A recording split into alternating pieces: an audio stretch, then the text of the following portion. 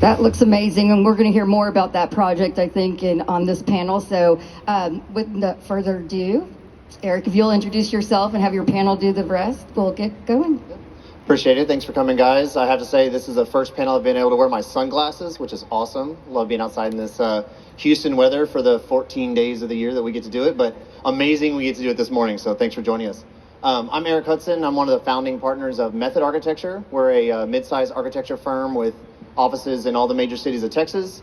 Our focus is on commercial architecture, office, retail, industrial, mixed use, etc. So really happy to be here and very excited about our panel today. I'll pass it down the line. My name is Uri Man. I'm the CEO of Lagoon Development. We have developed the Crystal Lagoons here in Houston, Texas. If you haven't been there, Lagoon Fest Texas is open to the public. It's opening soon in a few weeks for the summer.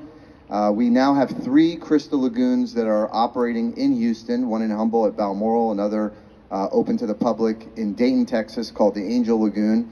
And we'll soon have 2 additional lagoons open, one in Iowa Colony and a 5th in Magnolia. So there'll be 5 Crystal Lagoons that we own and operate, all of which are part of master plan communities. They serve the master plan community residents, so people living in the community get access to them through their HOA, but some of them are also open to the public.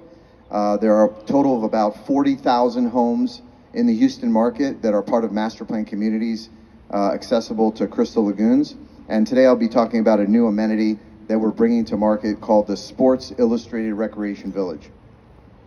Hi everyone, good morning. I'm Emily Durham. I work for commercial real estate firm Jones Lang LaSalle, where I specialize in food and beverage. I also sit on the board of directors of the Texas Restaurant Association and the Houston Restaurant Association, so we really have a pretty specific focus on what's happening in Houston for restaurants, and I'm looking forward to talking about it. Sure. Hi, you all. Welcome, welcome, welcome. My name is Jessica O'Neill. I'm the president of business operations for the Houston Dash and Dynamo. I understand earlier we asked the audience who had never been here before, but I do truly want to say welcome to our stadium. I've heard quite a few times that people didn't know something like this existed. I don't have any lagoons, but we think that this is a beautiful place, and hopefully you all have experienced that today. To Eric's point, we obviously got lucky with the weather, and we'll take it because you do not always get that in this great city. My job, just real quick, is everything off the field for these soccer teams and the management of the stadium. I sit on the board of the Edo Management District. We are very actively interested in what happens, not just inside our stadium, but outside of our stadium, because the experience of people gathering here is our business. Otherwise, they're just playing in front of nobody, and that is not good for anybody. So we talk a lot about how this stadium, when it sits empty, it is just very expensive to run.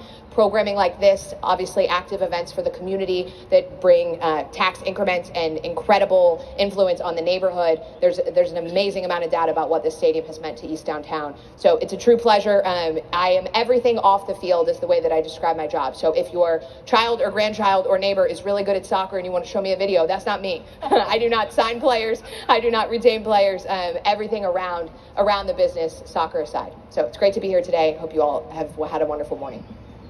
I'm David Brady, Chief of Staff for FIFA World Cup 26 Houston. My role is really whatever our President, Chris Canetti, needs me to handle, and that includes everything from a 7 o'clock call this morning, working on insurance details, to helping manage our elected officials and their needs during this tournament, everything that goes into it. So I'm happy to be here and support what the World Cup needs to make Houston really shine in this event coming up this summer. My background is I've worked in sports since I graduated college in 1989.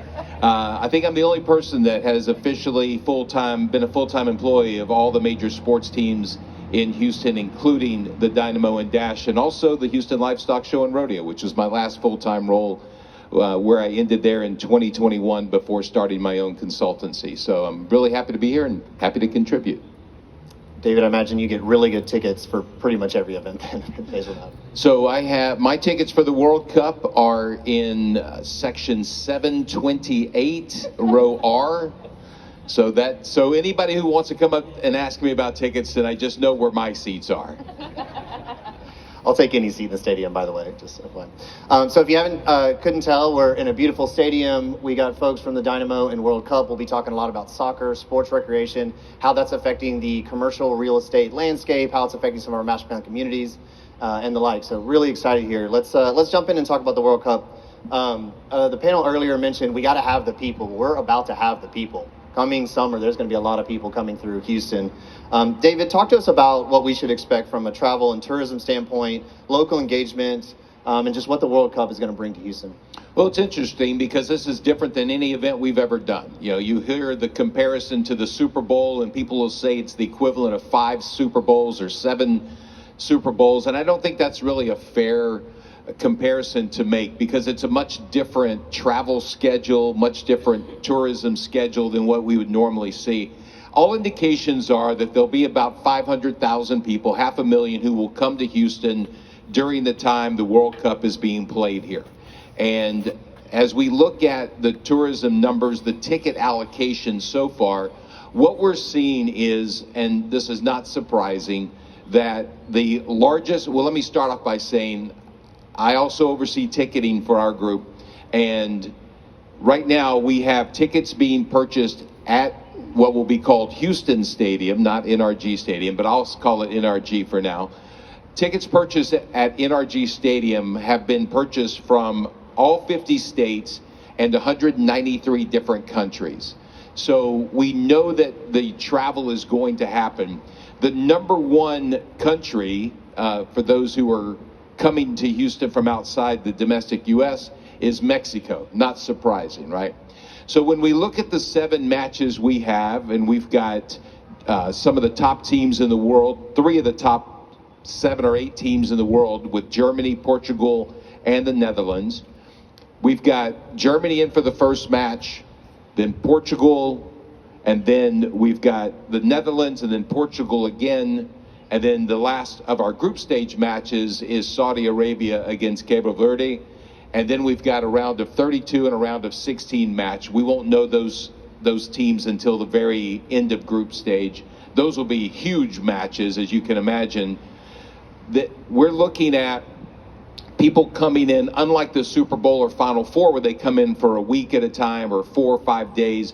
People are going to be coming in that are coming in just to see that match for 2 nights and 3 nights. However, what we're expecting and what looks like to be the trend for those who don't come in just to see that team, and I think that encompasses a lot of those fans from Mexico that we talked about, a lot of people from the United States that are coming to Houston, is that they're going to come in for several days. That'll be the group that comes in and stays, spends more than just 2 or 3 nights in the hotel, is looking to do things with their family, is looking to participate in the community in other ways. That we expect a lot of them to obviously go to Space Center. A lot of them are going to spend several days at the FIFA Fan Festival, which will start just on the south side of Shell Energy Stadium. So that's what we expect to be the travel patterns. Now, who knows what really happens, but that's what we're expecting right now. FIFA has not assigned all of the tickets yet. They're all pretty much sold out for all 7 matches, but they haven't told specific locations and buyers that they have all the matches yet. Right now, I believe they've assigned about 70% of the tickets. So there's still a lot for us to learn, a lot of interesting things we'll dive into. I don't know if that answers your question, Eric. Yeah, absolutely. With that and understanding kind of what we're going to see from an influx standpoint, what is the World Cup's role in beautifying spaces and providing other kind of amenities and things around the events? Well, for us specifically, we're partnering with a lot of other folks in Houston. I want to give a lot of credit in particular to Downtown Houston Plus and what they're doing, what the folks in the Edo District are doing to beautify. We're working on a couple of projects specifically ourselves as it ties to sustainability. And we've created something called the Green Corridor, which includes both the Red Line, which goes to NRG Stadium, and also the Purple Line. What's the one right outside the stadium? The one right outside the stadium as well. So the 2 lines that go to the stadium, both NRG Stadium and here at Shell Energy Stadium, which connects FIFA Fan Festival, where we're planting hundreds of trees. We're adding shade areas at metro stops, water stations. We're adding all sorts of opportunities for beautification as well. So for us, that's our main focus on beautification, but we're also talking to and working with lots of local artists and what their projects are doing. So in fact, there's there's a mural project being done right here on what's the street right here? Not Harrisburg, right? No, Navigation, right here, the metro, along the metro rail, that underpass you go under. There's a beautiful mural being done there now that's enormous and going to look just beautiful and be there for a long time. And it's going to celebrate the World Cup and the teams that come here to play. That's awesome. Yeah, seeing some local Houston artists come out, that'll be really great to get some of that fanfare up there and everything. So from that, Emily, kind of throwing it to you on an F&B perspective, what are the lessons that we've learned as a city from the Super Bowl and other major events? And then also, how are some of either your clients or the other retailers that you know preparing a little differently for this event because of the size and everything? Yeah, absolutely. So as David said, this is very different than the Super Bowl. This is 500,000 people or so compared to 150,000 people or so. And this is going to span a month's time versus 5 or 6 days worth of time. So the opportunities are just different. And it's multifaceted. So I think what people learned the first time our restaurants were that a lot of the spike in revenue and new business is happening near the events. So it's happening near the Fan Fest, where we're expecting maybe 15,000 or so people a day. And it'll be happening in Edo because of the proximity to Fan Fest. And it'll be happening near NRG to some extent. So there was a lot to be learned in that regard. Instead of preparing the entire city for the influx of people, I think the focus is really more on things that are adjacent to the events themselves, with, of course, the knowledge that visitors that come and make a trip out of it and stay in our areas like the Galleria will be doing something different when it's not game time. They're going to go to our finer dining restaurants and take their families to places like the Heights and Montrose for more cultural experiences and chef-driven stuff. So I think we learned where the emphasis really is, and that during game time, if you're not walkable from the event areas, Fan Fest and the stadium, then you might not get as much extra business as you would have thought. Because traffic is going to be seamless, I imagine, around all those areas. Seamless. So Jessica, you got to be thinking about all this as well, right? When we talk, in some of our projects, when we talk retail, we talk about spending time. How do we capture more than just a dinner? How do we capture more than just going and buying something at a store? So from your perspective, what are you thinking about as far as the fans' behavior and engagement, how long they're going to spend in these areas, and what does that mean for the surrounding retail around the stadium and you guys? Yeah, so, just to zoom out a little bit, the tournament starts on June 11th. The first game in Houston is June 14th. The last game in Houston is July 4th, but the tournament doesn't end until July 19th. So the stadium that we're sitting in will have two different phrases. Trust me when I say that every day we can be open, we will be open. There's an asterisk there because there are certain days where FIFA will come in, take over the facility. The teams that are playing in that July 4th game will train here, or one of the teams, every day. And trust me when I also say they won't let us put people in here when the team that is playing in a World Cup knockout stage Group 16 game is playing. They certainly frown upon that. So every day we can, which will be probably 25-ish of the 39 days, we'll have as much programming as possible during the games. Because really we think about what are residents looking for and what are visitors looking for. As Emily just described, visitors are looking, if they're staying downtown or they're staying in the Galleria, they're pretty central, they're looking for easy, they're looking for in and out, unless, I'm not a Houston native, y'all. I moved here 4 years ago from Charlotte, North Carolina.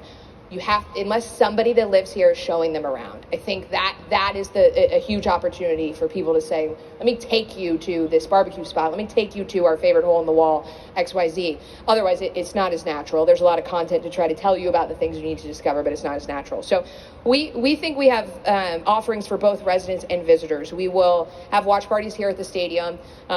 We think that's a massive opportunity for people to just gather. From my lens, this is not a Super Bowl because of what a Super Bowl means. A Super Bowl is elite, elite, elite. It is high end, or it is you're watching at a house party, with folks around you, but you don't really care about the game. Trust me when I say, for those of you who aren't familiar about the global fandom of this sport, you care about the game. And even if you didn't when it starts, you care about the time it's almost over, because it is captivating. It is truly tribal. I am a soccer convert. I grew up a college football fan who followed American football as a diehard, even though I played soccer growing up. Why didn't I follow it? I don't know. There's a lot of sort of deep dives you could do on that. But it's an amazing sport. It is grassroots in so many ways. So that's where I think the comparison to the Super Bowl from a corporate side is a little off, because at the scale, yes, the number of people per day, but the behavior and what the game means is totally different. Plus, this is international. This is a country's national team is playing, which means so much more than a club team or a domestic league team in the NFL. Wouldn't want to hear me say that, but that's the reality. This is your country and your patriotism tied to that. So I think, and there's so many plays. So programming here for sure. Once the games in Houston move out, we have the ability to use the pitch. We will have our Houston Dynamo playing international club teams here in the stadium. We're not trying to trick anyone that it's the same as going to a World Cup game. It's not, but it's a different level. It's a family-focused, affordable option to come see a different type of soccer being played at the stadium. So we're focused on that, as well as concerts and festivals and ways for people to gather. We think we're doing the community a disservice if we don't program as much as we possibly can. Yeah, and I think it's going to be great, especially this area of town, how it's redeveloping and some of the new retailers that are already coming in, having activity here, even though most of the game will be played at NRG, the other side of the stadium. Dave, go ahead. Yeah, I want to add one thing about Edo in particular. So our FIFA Fan Festival will start on June 11th, end on July 19th. Every day there are matches. We'll be showing the matches in FIFA Fan Festival. It's a free event. It's outdoors. Giant screen. We're expecting roughly 15,000 a day. But because we are doing it in Edo, on the east side of downtown, we wanted to make this about the entire neighborhood.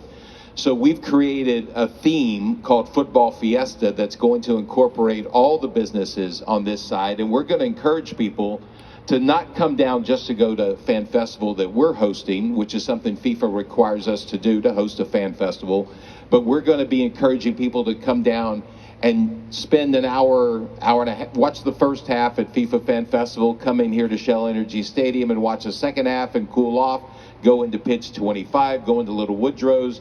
So we're trying to encompass the entire Edo community and businesses into bringing people down here. And that's part of our goal when we put the FIFA Fan Festival on this side of 59. Yes. Thank you for clarifying. The work we're doing together and in collaboration. We think that it complements the programming in the massive footprint that will be right here. It is certainly not to compete with everything that FIFA has set up, so I'm glad you brought that up. Yeah, absolutely. Lock and step. Let's take a little detour, but not too far off-road. We're talking in the sports entertainment industry, but that's also affecting our master plan communities and the residents. We talked a little bit about how the residents of Edo and what they're going to experience, but let's talk a little bit about your world, Uri. You're working with Sports Illustrated, Resort and Recreational Village, and some of your stuff. How does that experiential and branded destinations, how's that changing master plan communities, and what gaps is it filling from what we currently see in the traditional setup?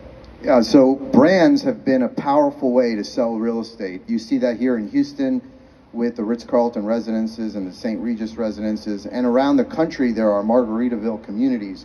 There are now even Disney communities.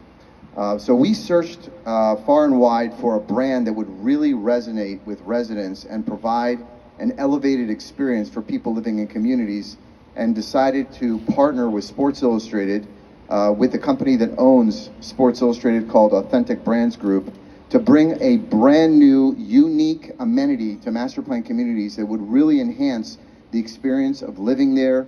And we created a new concept called the Sports Illustrated Recreation Village.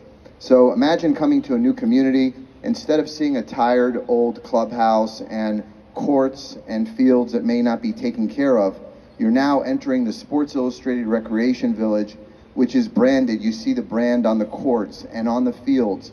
And the centerpiece of the Sports Illustrated Recreation Village is the Sports Illustrated Field House. This is where people in the community come to enjoy watch parties. There's a podcast studio where kids in the community can learn what it's like to be a broadcaster and get in front of their favorite games. And all of this is brought to you by Sports Illustrated curated programming, which is the key differentiator. Because with Sports Illustrated, we can have panel discussions with retired athletes and college athletes on campus at the actual village. And this will bring a really dynamic, special experience that also comes with a lot of incredible intellectual property that Sports Illustrated owns. Today, Sports Illustrated, it's been around for more than 70 years, is still the #1 general sports magazine in the United States. It has a distribution of about 500,000. You can pick it up at HEB, and it has over 11 million followers on YouTube, Instagram, and over 50 million visitors to their website every single month. The Sports Illustrated brand is very relevant because every 2 weeks you have a new celebrity on the cover, and you have interviews on their YouTube channels, and it will continue to be relevant ongoing. So we have done surveys, and we know that first-time home buyers and those that are buying homes for the second time, they recognize the brand. And to have a Sports Illustrated recreation village inside their community where their kids can get access to sports is a fantastic amenity that really brings value. Most new master plan communities are 30, 40 minutes away from downtown and sometimes very far away from leagues. So now when you have a large community, you can have Sports Illustrated leagues inside the community that people can enjoy. So this will be a great new way to enhance the value of buying a home in a community, provide a special experience, and we're using the World Cup as an opportunity to launch this concept, not just in Texas, but our first project will probably be announced in Florida.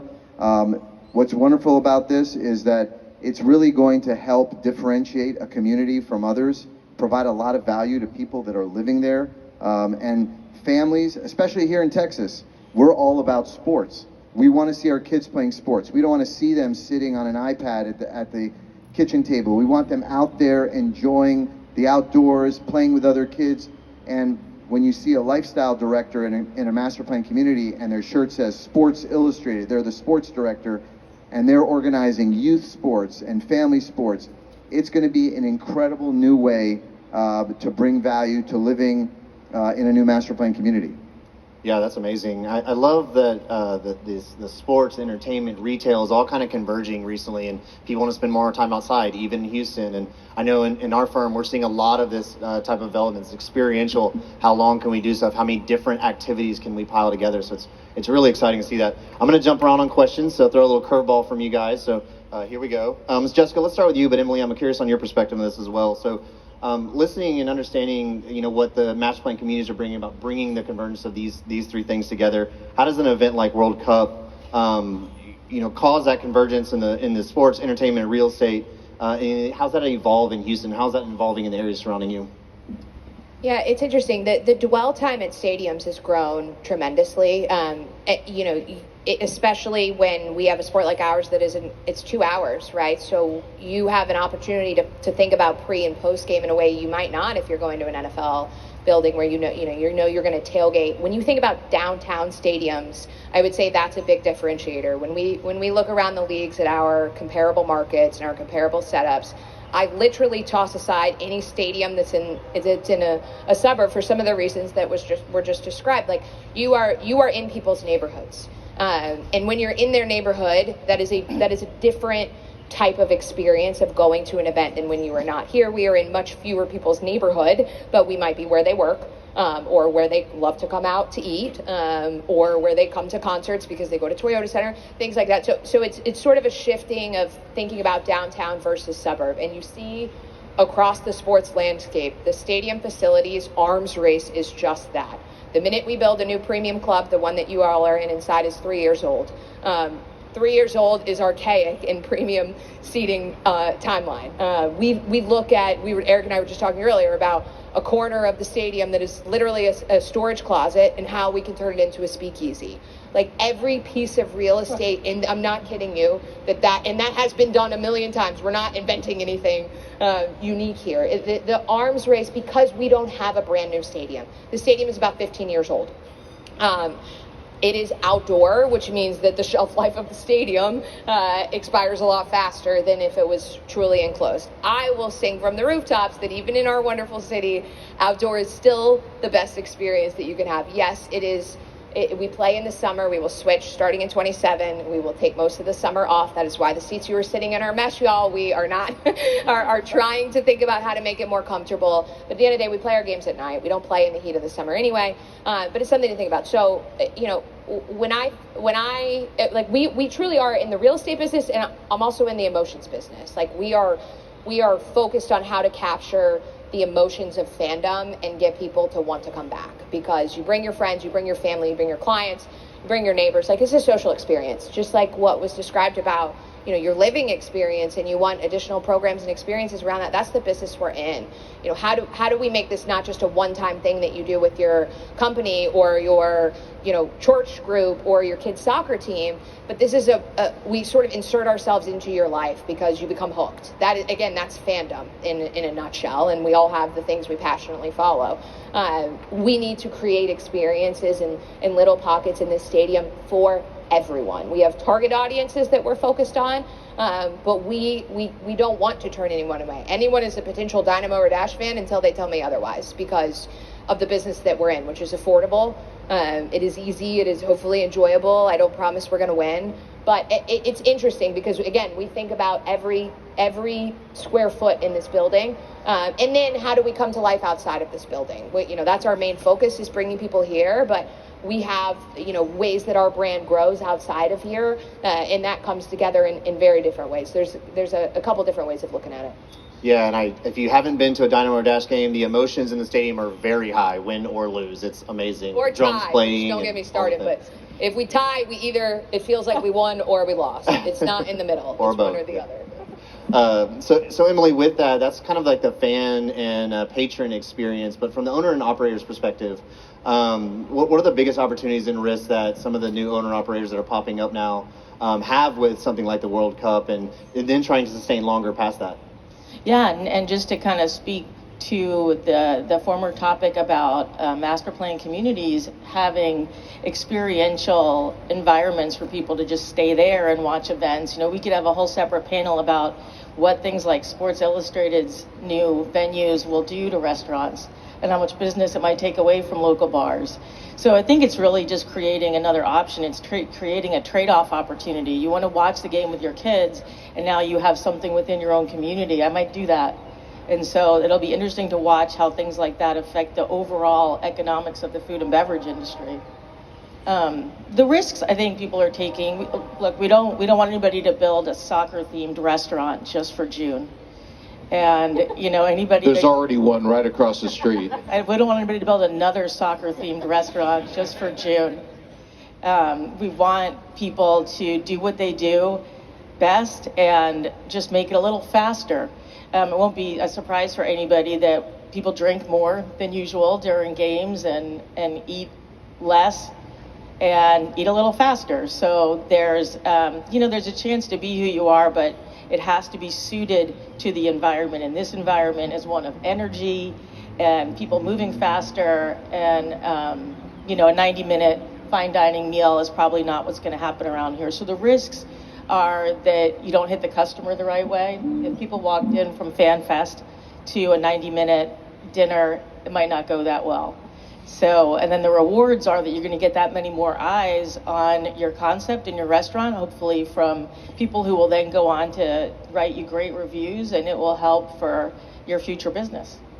Yeah, that's great. So, yeah, I please. just want to add, I think a unique thing about Houston, and you talked about coming from FanFest to a fine dining restaurant. Maybe not fine dining restaurant, but I think one of my favorite things is how approachable the city is in the dining experience. So I can leave the Houston Zoo with my family and we can go, I don't feel like we have to go stop at Chick-fil-A on the way home. Like there is, I think our restaurateurs have gotten so creative as to how we serve a very active market.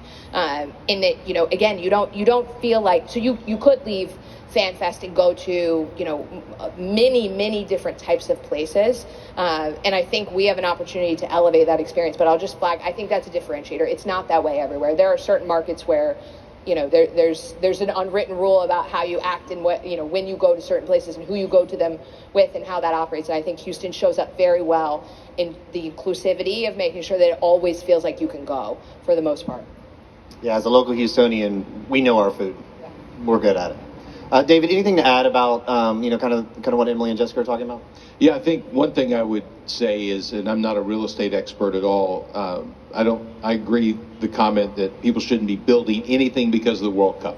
I'm a little nervous about expectations for this World Cup and the impact it's going to have being too high, that we'll not be able to live up to it. I was in a session a few weeks ago with some hotel hoteliers here in the greater Houston area, and this gentleman who owns, I won't say the name of it, but a very chain hotel in Baytown was telling me his prices and how he expects to be sold out the whole time. And I'm from the east side, and I'm thinking to myself, I'm not quite sure who's staying in Baytown at the Motel 6 during World Cup. But I'm sure there will be some, but I think the expectation is probably getting really high. What I will say about long-term impact on things like restaurants, hotels, real estate is what events like this mean to the community. I'm a native, grew up here, started my career in sports with the Rockets, then the Astros, then I moved around the country. When I came back in 2004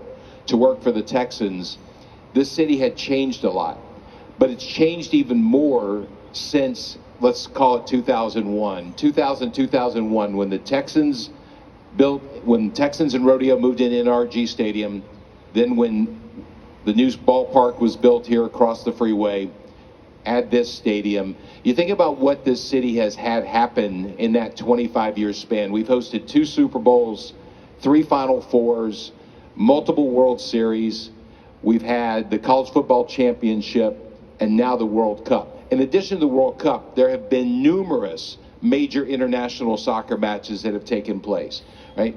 What that does to a city and a community in terms of pride, access, I think elevates the real estate, elevates the restaurants, elevates the hotels. It elevates everything in our city, and I think that's got to be the long-term impact that the World Cup has on this city. I hope, genuinely hope, it also significantly elevates interest in this stadium and the 2 teams that play here, the Dash and the Dynamo, because they deserve it. Houston, in my opinion, is one of the top 2 soccer markets in the country.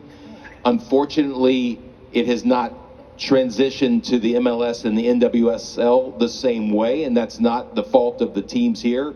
It's just the market, and we've got to work as a community to build that interest in the MLS. And I think the things that are happening in youth soccer during the World Cup, just getting more interest in the sport itself will help to do that. So that's the long-term legacy of the World Cup, has got to be a strategic vision that is not about the impact just in June and July of this year, not just in 26, but looking much further down the road.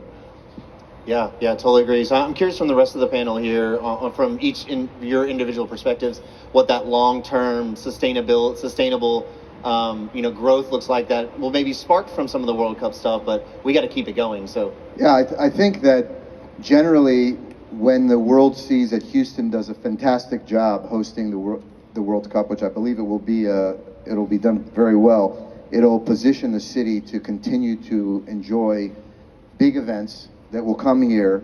Now, Houston is currently the 4th largest city in the United States. We may overtake Chicago, become the 3rd largest. When you're the top 3 in America, in our greatest country, then you are positioned to enjoy these types of benefits. We have to be on the map for every single event to consider, having hosted the World Cup. So it really puts us in a new position that we haven't been in the past. I think that for retail and restaurant real estate, the key is always, no matter where we are, is footfall. What visitor counts look like and pedestrian traffic looks like. Excuse me, I'm originally from New York, and I could tell you that there was a lot more people walking on the street there than in downtown Houston. So I think that's often the challenge in Houston specifically, but the work that's being done to the infrastructure of downtown and Houston in general, that was prompted maybe by the World Cup, is going to create that. It's going to create walkable areas that we didn't have as many of before. So the Main Street Promenade and some of the other things that are happening in creating walkable areas will attract, like Uri said, will attract more events and more people walking on the street will attract more realtors, tenants and real estate developers. So I think that really leads into a different Houston in the future. Sure, I'll echo the point on the visibility nationally of Houston. I recently heard that Houston has a better reputation internationally than we do domestically, and I actually thought that made sense. It's a little crazy to think about, but it does make sense to me, at least as an outsider coming from the East Coast, but also based on the international conversations we have. I think this is a chance to change that. You're not awarded a World Cup as one of 11 countries here in the or 11 cities here in the U.S. If you're not upper echelon, you are not the fastest growing metro in the country, which is what this great city is. If you are not upper echelon, but I think as many times as we can remind developers and brands and events that Houston is too big and too great to ignore. It's also way too convenient, and the culture is way too diverse and special to ignore when you compare to places like New York or Chicago or LA, where doing anything is a pain in the butt and you're spending literally hours in traffic, and you don't have that here. So besides what was already discussed and Emily talked about, foot traffic, I think that for residents, this summer has an opportunity to break up the routine a little bit. It's 39 days. Summer is a chance where certain people don't even spend their summers in Houston, which is a smart tactic. But I think for others, they have a routine. There's summer camps or there's programming. I think this hopefully brings people out to a place they haven't been before, and maybe will come back to. Maybe there's a restaurant in the museum district or a park that's doing something really special, and then they never go down there because they have the time to do it. So I think, and I think the business owners need to be creative and flexible with that time. The staff that work for us know that they are going to be participating and engaging in every World Cup opportunity they can, right? They work for a professional soccer team, but what about the corporate community that works downtown? How are those employers thinking about this 39-day window, and can people leave the office and come check out FanFest with their family? I think there's a flexibility that has to happen, and again, if we get people to break the routine and they see something new and they experience, again, a new neighborhood or place, because this city is sprawling, and I think we've got to shake it up a little bit, and this summer gives us a chance to do that under literally no larger umbrella than the biggest sporting event in the world. Thinking one last thought about legacy and long term, there's a very good chance, I know we're going to be putting in a bid, Houston is, that the 2031 Women's World Cup could be in our city as well. So this is the great opportunity to not only kind of kick off a new season, so to speak, of soccer, but continue it by supporting soccer in our community, especially with the Dynamo and the Dash, and help build that momentum towards another World Cup in 2031. Seems like a long way off, but it's really not.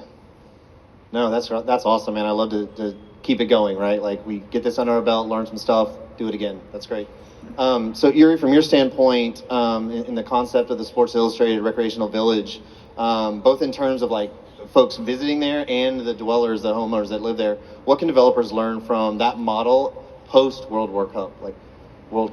Well, I think it's all going to be about experience for those people visiting a Sports Illustrated Recreation Village. If they're a resident in the community, the type of experiences that people can enjoy, you wouldn't see in other places. For example, imagine your child living in a community and he is nominated for, let's say the name of the community is River Ranch Sports Illustrated Athlete of the Year. Normally those types of awards, you see them on the covers of magazines and they're only celebrities. But now your son or daughter has the ability to potentially become Sports Illustrated Athlete of the Year for your community. There's a Sports Illustrated Hall of Fame in the community where your family can visit and see who's won the awards in past years. All of this is curated and designed, every detail by Sports Illustrated. So you can come to the facility and, of course, take a photo and get a printed picture as if you're on the cover of Sports Illustrated magazine. And everything is run by the Sports Illustrated sports director. So really powerful to use a brand that is also authentic, that has a real following to provide people a great experience. And sports will continue to be an intrinsic part of American life. Us Texans, we love sports, and having this sort of facility is really going to enhance the experience of people living in the community, but also the people that are coming to visit those. Some of these Sports Illustrated Recreation Villages may also be open to the public, especially when in the beginning of a community there may not be enough residents living there to field a baseball game. So in the initial period, it may be open to the public. There might be memberships, which can be an additional stream of income for the developers who are building these amenities. And this concept will be licensed to developers all over the country, not just in Texas, but we're really excited about introducing the concept here with the launch with the World Cup. That's amazing. Just random question off the cuff. Do you think any of this could come to a more urban style area as well? Yeah, actually, we're already talking to a couple developers who are interested in developing a vertically integrated building using the Sports Illustrated Recreation Village concept that is part of office and retail, really in an environment that's not in the suburbs. So it's a very powerful brand, and it could be applicable in a lot of different types of environments, including, imagine, a giant sports bar with Sports Illustrated. That's awesome. I can see Emily's gears turning there on where that goes for some of your tenants. Okay, last question, and then we'll take a little break here. But Dave did a good job kind of outlining and talking about like the legacy after the World Cup. What does that mean? What could that mean for the city and future events from the perspective of the Dynamo and Dash, and then from retailers to you, Jessica and Emily? What is y'all's thought about the legacy after the World Cup? Where is real estate going to be in y'all's mind associated with all the growth? I think that the opportunity for the transition here is just incredibly exciting. I read something very interesting about how after the preparation that's going to go along with maybe taking advantage of real estate opportunities in Edo, we're hoping that it becomes a new district for us. And that would also happen with downtown Houston and the other areas where we're going to have a concentration of people, and then ultimately have it be a place compared to somewhere like Deep Ellum that becomes a destination because of the concentration of experiential uses and restaurants that are there. So I think that is a place that we're headed, and I think that that's a legacy that would really change Houston permanently. And doing, like everybody has said, doing a great job at the World Cup is going to bring more events and more people, and that will build on itself. And so having the Edo district as a destination area after the World Cup will be a really, really great result of this. It's great. The only thing I'd add that we haven't talked about before is that, more and more events, whether they're massive, World Cup, Women's World Cup, Final Fours, etc. Those are top level that bring a visibility that is good for everyone. The streets get cleaned up, the flowers are prettier, literally. I mean, everything happens with a sense of urgency right now. I mean, I know that we're 61 days away or something like that, and I remind anybody that needs to remember that you don't have time, to the point you don't have time to build something at this point, but you want to clean it up and you want to do it before the visibility that it's coming. Great, you probably should do that.